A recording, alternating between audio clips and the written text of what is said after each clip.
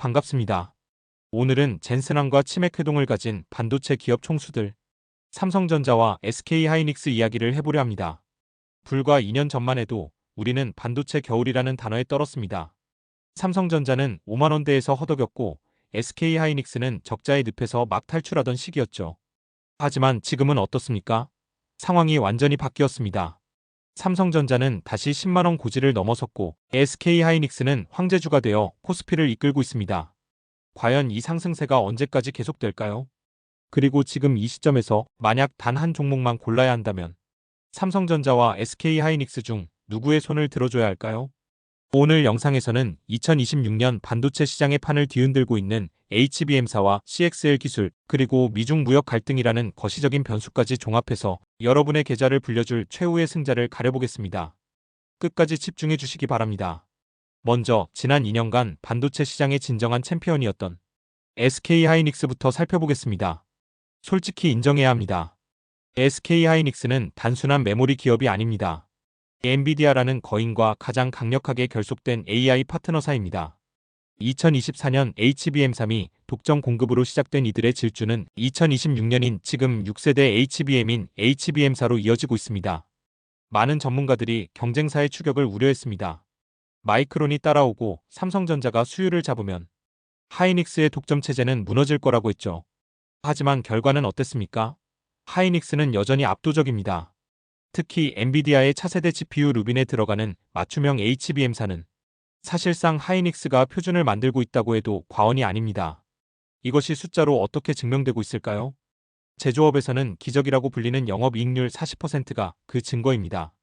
메모리를 만들어서 파는 회사가 소프트웨어 기업 수준의 마진을 남기고 있는 겁니다. 주가가 비싸다고요?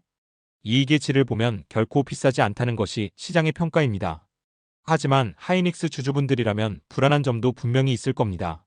바로 피크아웃, 즉 고점에 대한 우려입니다. 엔비디아의 성장세가 둔화되거나 AI 데이터 센터 투자가 조금이라도 줄어든다면 가장 먼저 타격을 입을 곳도 바로 이곳이기 때문입니다. 지금 하이닉스의 주가에는 완벽함이 반영되어 있습니다. 즉 작은 실수 하나도 용납되지 않는 살얼음판 위에 서 있다는 뜻이기도 합니다. 자, 그렇다면 삼성전자는 어떨까요? 지난 2년 주주분들 정말 마음고생 심하셨습니다. 기술 초격차를 잃어버렸다. 파운드리는 만년 2등이다라는 비아냥을 견뎌야 했습니다. 하지만 2026년 2월 현재 분위기가 심상치 않습니다. 삼성전자가 다시 무섭게 치고 올라오는 이유는 HBM 때문만이 아닙니다. 바로 판의 변화 때문입니다. 지금까지는 최고 성능의 AI를 만드는 게 목표였습니다. 그래서 비싸도 HBM을 썼죠. 하지만 이제는 가성비 AI, 온디바이스 AI의 시대가 열리고 있습니다. 네이버나 구글 같은 빅테크 기업들도 무작정 비싼 엔비디아 칩만 쓸 수는 없습니다. 비용 효율을 따져야 하죠. 이때 필요한 기술이 바로 CXL, 컴퓨트 익스프레스 링크입니다. 쉽게 말해 용량을 무한대로 늘릴 수 있는 차세대 메모리 기술인데 이건 삼성전자가 전 세계에서 가장 잘합니다. HBM 시장에서 뺏긴 주도권을 삼성은 CXL이라는 훨씬 더 큰 시장에서 되찾아오고 있는 겁니다. 여기에 하나 더 주목해야 할 것이 있습니다. 바로 턴키 서비스입니다. 메모리 반도체도 만들고 파운드리로 칩도 찍어내고 패키징까지 한 번에 해줄 수 있는 회사는 전 세계의 삼성전자 하나뿐입니다. 애플이나 테슬라가 자체 칩을 만들려고 할 때 TSMC 갔다가 하이닉스 갔다가 포장업체 따로 가는 번거로움 없이 삼성에게 한 번에 맡길 수 있다는 점. 이것이 2026년 하반기 실적 폭발의 핵심 트리거가 될 것입니다. 물론 장밋빛 전망만 있는 건 아닙니다. 우리가 반드시 체크해야 할 리스크가 있습니다. 바로 중국과 미국입니다. 먼저 중국입니다. 창신 메모리 같은 중국 기업들이 구형 반도체, 즉 레거시 디램을 엄청난 물량으로 찍어내고 있습니다. 가격을 무기로 덤핑 공세를 펼치고 있죠. 이렇게 되면 고성능 칩 비중이 높은 하이닉스보다는 범용 제품 비중이 큰 삼성전자가 타격을 입을 수밖에 없습니다. 미국도 변수입니다. 자국 우선주의가 강해지면서 보조금 지급 조건이 까다로워지고 있습니다. 삼성과 하이닉스 모두 미국에 공장을 짓고 있는데 만약 보조금이 줄어들거나 규제가 강화된다면 영업이익에 큰 구멍이 생길 수 있습니다. 따라서 여러분은 뉴스에서 미국 반도체법 개정이나 중국 수출 규제 같은 키워드가 나올 때마다 계좌를 점검하셔야 합니다. 이제 결론을 내려보겠습니다. 2026년 최후의 승자는 누구일까요? 정답은 여러분의 투자 성향에 따라 갈립니다. 만약 여러분이 나는 공격적인 투자자다, AI 시대가 이제 시작이라고 믿는다면 여전히 SK하이닉스가 답입니다.